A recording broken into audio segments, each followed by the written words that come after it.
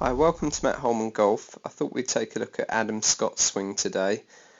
Um, Widely regarded as the best swing in the game, certainly a swing that I admire a lot. I thought I'd take you through some of his sort of key points and maybe areas he's worked on. This is his swing from about a year or so ago, and I used to work with his not current coach but a previous coach, Claude Harman. I'll give you sort of some of the ideas that they were working on in that period. That's maybe between 2004 and 2006 or so. So one thing Adam Scott used to do, and I will post some old footage, I've got some very good footage of him maybe 6-7 years ago. His arms used to work sort of out away from his body a little bit. So if we see that slight vertical line there, his hand line, his hands would actually sort of move out and away from that, where we look at it today, the hands really work right up that line. Club head tracks up our shaft plane line. Club face hasn't overly rotated, still got a little bit of angle, it's still looking down a little bit in that club face. So now as we move on, very orthodox halfway back position, arms sort of in the centre of our chest. Now he'll start to set the club, and he gets the shaft very much, which I always like to see, just inside the ball. I think this is all exactly what we're looking for.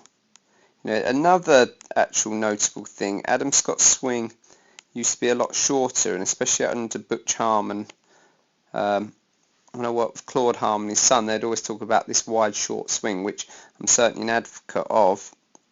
But if you look at his swing maybe 1-2 years ago to now, that's really one of the notable changes. It's a much fuller, longer coil,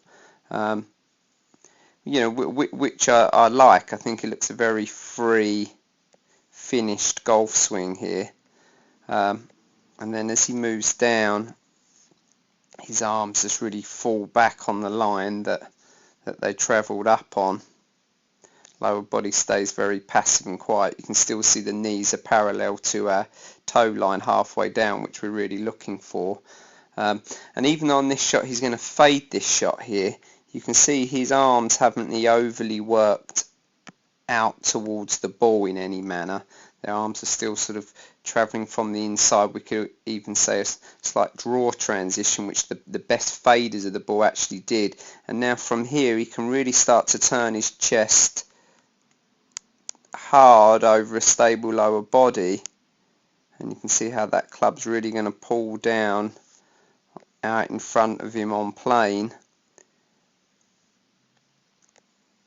And keeps his body angles fantastically well through the ball, and then just keeps everything moving through, handle working left, very passive club face. You can see now the leading edge of the club is just really matching the shaft, and then everything keeps turning and moving through.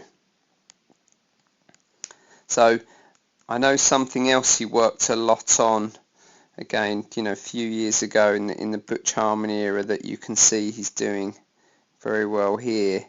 We just put a line on there to sort of track his tailbone position, and then a slight box or line on the front of his head. You'll see that keeps very much his angles to the top there. And then as he makes his transition, where some better players go wrong, they're going to really start to lose that tailbone position. Now, you'll notice, and this is quite common in a few good players. Tiger Woods does this, Trevor Immelman does this. See, actually his head, it moves down, which is no problem. It actually works back a little bit off that point. There's no problem with that. The weight's working into the heels. His bum is working back and tailbone, and that movement down means that head often just moves back off its original position. Let's have a look on the left-hand side. A couple of things that I definitely work on in my swing and with the students I work with.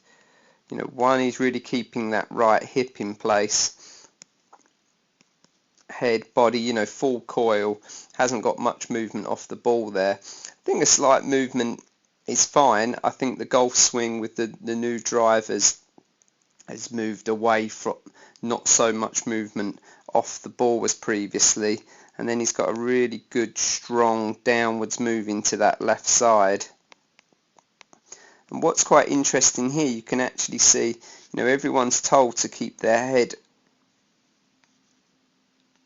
behind the ball, where, let's get it back to the start and just work off one line. So if I put a line on his head at setup, and then we track where it moves throughout his swing. What's quite, I mean, camera's moving a little, but again, I know Claude Harmon used to get Adam Scott feeling the right side of his face was nearly in front of the ball feel. Obviously, we're not going to get there, but good players tend to lose their body angles, and then the chest works up and back in the downswing, sort of an underneath manner, and it creates blocks and hooks and a path travelling too much from the inside. So you can see that Adam Scott, actually, his head, even with, we see a lot of good players do this with an iron, but even with his driver, his head is very much forward, and actually even at impact ahead of where it started. So we always hear a lot talked about head should be behind the ball at impact, and it definitely is. But you can see with Adam Scott, he's very much covered in his body angles and slightly ahead of where he started. And then from there, strikes the ball and keeps moving through.